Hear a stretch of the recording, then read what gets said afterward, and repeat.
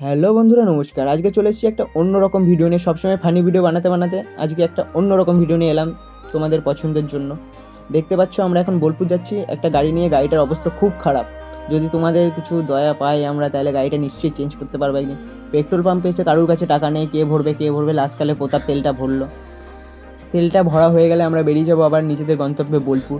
বোলপুর কী করতে যাচ্ছি সেটা বোলপুর যেয়ে আর তোমাদের দেখাবো কী করতে যাচ্ছি। তো রাস্তার ওয়েদারটা দেখো, চারিদিকে গাছপালা সবুজে সবুজ। তো ফাইনালি আমরা চলে এসেছি বোলপুর দাদার বাড়িতে। দাদা খুব ভালো ট্যাটু করে। দাদা কোনো প্রিন্ট আউট কপি নেয় না, দাদা নিজের হাতে কার্বন কপি বানিয়ে সেটা ছাপায়, তারপরে দাদা ট্যাটুটা করে। দাদা খুব আস্তে আস্তে ধীরে সুস্থে ডিটেলিং দিয়ে ট্যাটুগুলো করছিল। দাদা খুব অল্প বাজেটে ট্যাটু করে। আমাদের এই ট্যাটুটা করতে দাদা 4,500 টাকা বাজেট নিয়েছিল।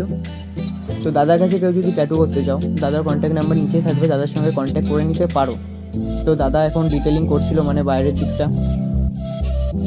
ট্যাটুটা খুব ভালো করেছে দাদা। কালারটা বলেছে 3-4 দিন পর ফুটবে। তো ফুটলে পরে তোমাদের সঙ্গে আর একটা ভিডিও বা ফটো শেয়ার করব।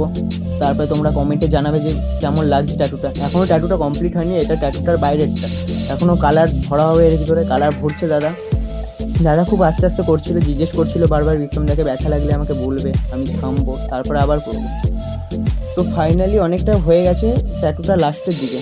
তো লাস্টের লুকটা দেখে তোমরা কমেন্টে জানাবে যে কেমন লাগছে ট্যাটুটা। দাদার সঙ্গে ট্যাটু করতে করতে অনেক গল্প আড্ডা হলো, দাদার কেরিয়ারের বিষয়ে জানা হলো। ফাইনালি দেখতে পাচ্ছ লুকটা। এখনও কালারটা ফোটেনি, বলেছে 3-4 দিন ওয়েট করো, কালারটা ফুটবে।